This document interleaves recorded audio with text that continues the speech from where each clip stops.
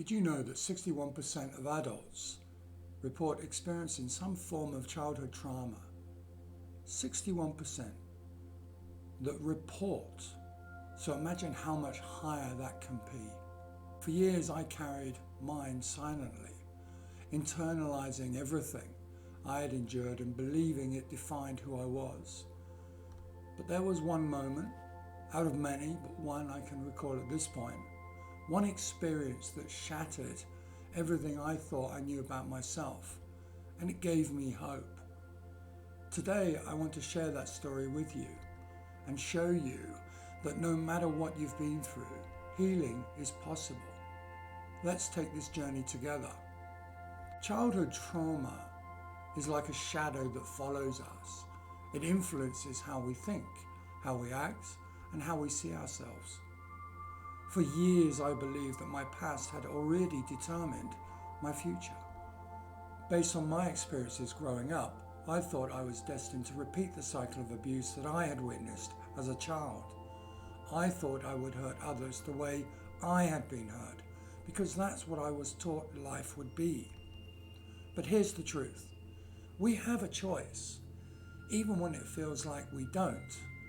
Even when the world tells us otherwise, we do. And I learned in a moment that changed everything for me. A moment that helped me realize I wasn't trapped by my past and that I could choose a different path. This video isn't just about my story. It's about showing you that no matter where you come from, there's hope, there's healing, and there's a way forward. Trauma doesn't just affect us in the moment. It shapes how we view ourselves and the world. For me, growing up in a chaotic and abusive environment taught me that anger, violence, and control were normal. That's what I saw. So that's what I thought life would be. And when I was around 19 years old, I found myself in a relationship that mirrored some of those patterns. It seemed, at first, exciting. She was older than me, and I thought I was living the dream. No responsibilities, no boundaries, just learning about life, love, and sex. But as time went on, it became toxic. Our trajectories were completely different, and the relationship started to spiral. At that point in my life, I carried this deep fear inside me that I was going to become the kind of person I had grown up fearing. I thought, this is who I'm going to be, a violent, abusive man. And yet, deep down, something inside me rejected that. It didn't sit right with me, even though I couldn't fully articulate why.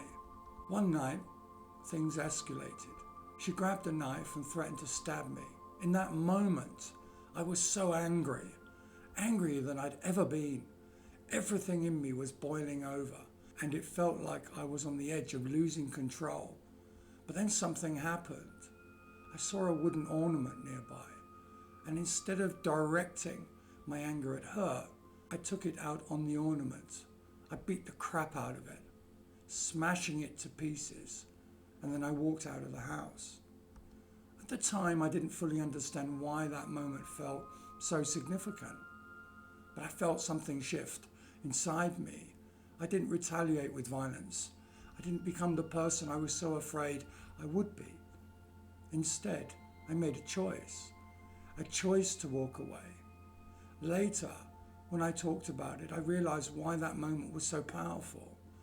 For the first time in my life, I'd listened to myself, not the fear, not the conditioning, but the part of me that knew better. The part of me that knew violence wasn't the answer. That relationship eventually fizzled out because I stopped reacting the way I was supposed to. I wasn't playing the role I had been conditioned to believe was mine. And that experience taught me something profound. I had a choice. I didn't have to be defined by my past or my trauma. I could choose a different path.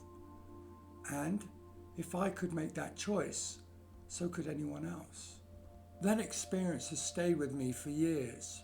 It's why I get so frustrated when I hear people say, I was abused, so that's why I did it. That's a cop-out. It's not the abuse itself that defines us. It's how we choose to respond to it. And yes, those choices aren't always clear in the moment. Sometimes we feel trapped, hopeless, or like we're just reacting on autopilot. But deep down, we have the ability to make a different choice. I'm living proof of that. Walking away that night was one of the hardest things I'd ever done, but it was also one of the most empowering. It showed me that I wasn't the monster I feared I would become. I wasn't the product of my environment.